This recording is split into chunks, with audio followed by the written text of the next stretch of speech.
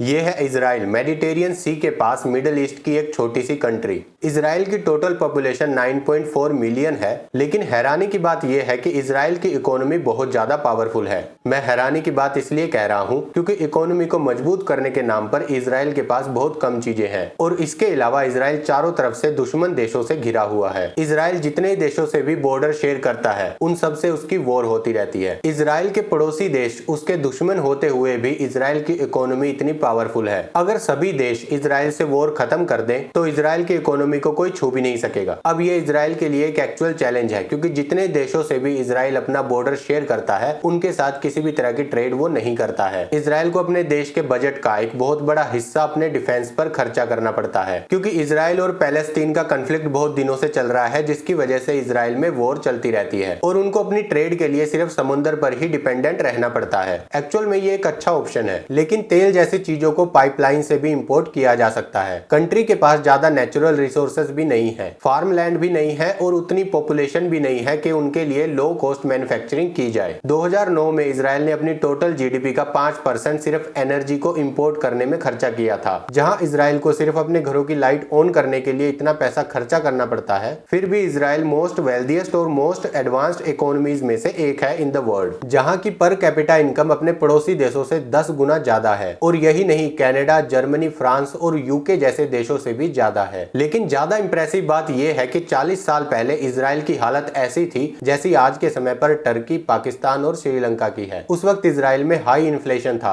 और उसको फिक्स करना बहुत ज्यादा डिफिकल्ट था, लेकिन इजराइल ने उन सब प्रॉब्लम्स को फिक्स किया और पूरी दुनिया के लिए एक मिसाल बना। तो आज की इस वीडियो में हम ये डिस्कस करेंगे कि कैसे इजराइल ने इकोनॉमी फेलियर को सक्सेस में बदला, जिससे उन्होंने सारी प्रॉब्लम्स को सोल्व करते हुए इजराइल को सबसे पावरफुल देशों में शामिल कर दिया। और क्या सेम चीज हम इंडिया में भी अप्लाई कर सकते हैं। लेकिन उससे पहले अगर आप नए हो तो प्लीज चैनल को सब्सक्राइब जरूर कर लीजिएगा। आज इजराइल की जो इकोनॉमी है उसको सुधारने का काम 1980 के मिड से स्टार्ट हुआ था। उस समय तक देश 350% इन्फ्लेशन रेट से स्ट्रगल कर रहा था, जिसका मतलब था Israeli currency shackle basically useless थी। उस वक्त बहुत सारे लोगों ने ये सजेस्ट किया कि हम यूएस डॉलर को यूज कर लेते हैं एज ए करेंसी, लेकिन एक देश में फॉरेन करेंसी को यूज करना मतलब देश में देश की गवर्नमेंट का कंट्रोल बहुत कम होना ऑलमोस्ट हर चीज पर। देश की अर्थव्यवस्था में स्टेबिलिटी और कॉन्फिडेंस मोस्ट इंपोर्टेंट चीजों में से एक है। लेकिन 1984 तक ना तो इजराइल में और ना ही किसी आउटसाइडर में इतना कॉन्फिडेंस था कि वो इजराइल की इकोनॉमी को स्टेबल शो कर सके। तब इजराइल के लीडर्स ने एक बहुत बड़ा फैसला लिया। उन्होंने 1985 में इजराइल की नई करेंसी बनाई। लेकिन यहाँ प्रॉब्लम ये थी कि सिर्फ करेंसी नहीं बनाने से 350% इन्फ्लेशन रेट ठीक नहीं होने वाला था। अब अपने देश के लोगों को कन्विंस भी करना था कि अपनी करेंसी को यूज किया जाए हर तरह की ट्रेड करने के लिए, जिसके लिए थोड़ा टाइम लगा, लेकिन फिर ऑलमोस्ट हर तरह की trade with in country Israeli currency से ही होने लगी। अब इजराइल ने इन्फ्लेशन को तो हैंडल कर लिया था। तब 1987 में इजराइल की पर कैपिटा इनकम $9,000 थी, जो कि यूएसए से कंपेयर करने पर उनके आधी से भी कम थी। लेकिन 2021 तक ये गैप बहुत ज्यादा कम हो चुका है। इसके बाद इजराइल की पहली सफलता इजराइल में नेचुरल गैस की डिस्कवरी थी। अभी तक इजराइल को नेचुरल गैस के लिए दूसरी कंट्रीज पर डिपेंडेंट रहना पड़ता था, लेकिन ये डिस्कवरी इजराइल को इतना पावरफुल नहीं बनाती कि वो नेचुरल गैस को एक्सपोर्ट कर सके, लेकिन वो इंपोर्ट को रोककर अपना पैसा बचा सकता है। दूसरा सबसे बड़ा इनकम का सोर्स इजराइल के लिए है टूरिज्म। इजराइल में हर साल तकरीबन 40 लाख लोग एज अ टूरिस्ट आते हैं। ऐसा इसलिए क्योंकि इस्लाम, जूस और क्रिश्चियन इन सब की जो होली प्लेसेस है वो इजराइल में है, जहां पर घूमने दुनिया भर से लोग आते हैं, जिसका सीधा सीधा बेनिफिट इजराइल को और वहां के सिटीजन्स को मिलता है, जिससे इजराइल अच्छा खासा पैसा जनरेट करता है। इजराइल के लोग बहुत ज्यादा क्लेवर हैं और वो इसलिए है क्योंकि इजराइल एजुकेशन सेक्टर पर बहुत ज्यादा फोकस करता है। इजराइल में 40% से ज्यादा लोग ग्रेजुएट हैं। इतनी क्लेवर पॉपुलेशन होने की वजह से इजराइल बहुत ज्यादा इन्वेस्ट करता है रिसर्च एंड डेवलपमेंट प्रोजेक्ट्स में। इतनी क्लेवर पॉपुलेशन यूएस में और इंडिया में भी नहीं है जितने क्लेवर इजराइल के लोग हैं। ऐसे ही क्लेवर लोगों की वजह से इजराइल टेक्नोलॉजी सेक्टर में बहुत स्ट्रॉन्ग है, खास करके फील्ड जैसे कि बायोटेक्नोलॉजी, सॉफ्टवेयर डेवलपमेंट और cyber security. Israel cyber security में बेस्ट है। उसने ईरान के न्यूक्लियर प्रोजेक्ट के बारे में पता लगा लिया था जब यूएस को उसकी भनक भी नहीं थी। इजराइल के पास आज के समय में बेस्ट टेक्नोलॉजी है और या तो जिन लोगों के पास में बेस्ट टेक्नोलॉजी है वो इनडायरेक्टली और डायरेक्टली कनेक्टेड है इजराइल से, लाइक जैसे कि फेसबुक, डेल, इंटेल, गूगल और चैट जीपीटी और भी बहुत सारी फेमस कंपनीज। इसका एक एग्जांपल आपको देता हूँ। आमतौर पर जितने भी कंप्यूटर यूज होते हैं उन सब में इंटेल की चिप लगती है, जिसका R&D प्लांट इजराइल में है। तो इजराइल ने ऑलमोस्ट सारी टेक इंडस्ट्री को अपने साथ मिलाकर रखा हुआ है। इसके साथ साथ इजराइल ने एग्रीकल्चर में भी बहुत तरक्की हासिल की है। हालांकि इजराइल एक बहुत ही छोटी सी कंट्री है और उसके पास फार्म लैंड भी बहुत कम है, लेकिन इजराइल ने ऐसी टेक्नोलॉजी इन्वेंट की है जो बंजर जमीन पर भी फसल उगा सकती है। लाइक जो जमीन पूरी तरह से सूख चुकी है उसको भी खेती के लिए इस्तेमाल किया जा सकता है। और जब पूरी दुनिया एग्रीकल्चर प्रॉब्लम से जूझ रही है उस वक्त इजराइल के पास इस तरह की टेक्नोलॉजी होना उसके लिए बहुत बड़े बिजनेस का रास्ता खोल देती है। और इसके साथ साथ एक और बहुत बड़ी प्रॉब्लम जो पूरी दुनिया फेस कर रही है वो है वाटर प्रॉब्लम। लेकिन इजराइल ने एक ऐसी टेक्नोलॉजी इन्वेंट की है जिससे सॉल्ट वाटर को पीने वाला पानी बनाया जा सकता है। इजराइल बहुत सारे देशों में अपने एग्रीकल्चर प्रोडक्ट को एक्सपोर्ट करता है। ऐसा देश जहाँ पर मेनली डेजर्ट है, वहाँ पर खेती करना ही बहुत ज्यादा मुश्किल था, वो लोग वहाँ पर खेती भी कर रहे हैं और एक्सपोर्ट भी कर रहे हैं। और इस तरह इजराइल एग्रीकल्चर सेक्टर से भी बहुत पैसा कमाता है। इजराइल ज्योग्राफिकली बहुत अच्छी लोकेशन रखता है बिजनेस के लिए। लाइक अगर कोई कंपनी इजराइल में अपना प्रोडक्ट बनाती है तो वो इजिली एक्सपोर्ट कर सकती है यूएसए में, मिडल ईस्ट में, यूरोप में और एशिया में। इजराइल की लोकेशन बहुत अच्छी है जिसका बेनिफिट उसको मिलता भी है। दूसरा, अगर कोई कंपनी यहाँ पर इन्वेस्ट करती है तो गवर्नमेंट की तरफ से उसको बहुत ज्यादा हेल्प मिलती है, टैक्स रेट कम लगाकर या फिर गाइडेंस प्रोवाइड कराकर। अब यहाँ पर मैं फॉरेन कंपनीज की इन्वेस्टमेंट की बात कर रहा हूँ। अब जैसे पहले हमने डिस्कस किया कि इजराइल के लोग बहुत ज्यादा क्लेवर हैं, तो अगर कोई फॉरेन कंपनी वहां पर अपना प्लांट लगाती है या अपनी ब्रांच खोलती है तो उसे बहुत ही स्किल्ड वर्कर मिलते हैं जो हर बिजनेस को चाहिए ग्रो करने के लिए। और इस वजह से फॉरेन कंपनीज इजराइल में इन्वेस्ट करना पसंद करती है। इजराइल के साथ जितने भी देश अपना बॉर्डर शेयर करते हैं उन सबसे इजराइल की वॉर चलती रहती है, लेकिन आज तक इजराइल एक भी वॉर नहीं हारा है। ऐसा इसलिए क्योंकि इजराइल के पास वर्ल्ड का बेस्ट डिफेंस सिस्टम है जो वो अपने खुद के देश को सुरक्षित रखने के लिए यूज करता है और दूसरे देशों को बेचता भी है। इजराइल का एक बहुत बड़ा इनकम वेपन सेल करके भी आता है और उसके खरीदारों में इंडिया भी एक है। जैसे हम सब जानते हैं इजराइल के आयरन डोम सिस्टम के बारे में, इंडिया ने उसे हाल ही में खरीदा है। और भी बहुत सारी टेक्नोलॉजीज इंडिया ने खरीदी है जैसे कि war drone, anti tank guided missile, communication and electronic warfare system और नेवल सिस्टम जैसे कि रेडार सिस्टम। इस तरह की टेक्नोलॉजीज दूसरे देशों को बेचकर इजराइल बहुत अच्छा पैसा कमाता है। तो जैसा हमने स्टार्टिंग में सोचा था कि क्या इंडिया भी ऐसा कुछ इंप्लीमेंट करके इजराइल की तरह पावरफुल बन सकता है, तो यस, जरूर बन सकता है। इजराइल ने सबसे पहले अपने देश में एजुकेशन सेक्टर पर फोकस किया था। अगर इंडिया भी एजुकेशन सेक्टर पर मेनली फोकस करे, जिसमें ऑलरेडी बहुत सारे चेंजेस करने जरूरी हैं, वो सब करने के बाद यहाँ की जो पॉपुलेशन है वो इजराइल के लोगों जितनी ही क्लेवर हो सकती है। उसके बाद इंडिया को रिसर्च एंड डेवलपमेंट में भी इन्वेस्ट करने की जरूरत पड़ेगी जिससे नई नई टेक्नोलॉजी इन्वेंट की जा सके। और मैं इस चीज पर बिल्कुल बिलीव करता हूँ कि हमारे देश में ऐसे माइंड्स हैं जो ऐसी टेक्नोलॉजीज इन्वेंट कर सकते हैं जो अभी तक दुनिया ने देखी भी नहीं है। Thank you so much.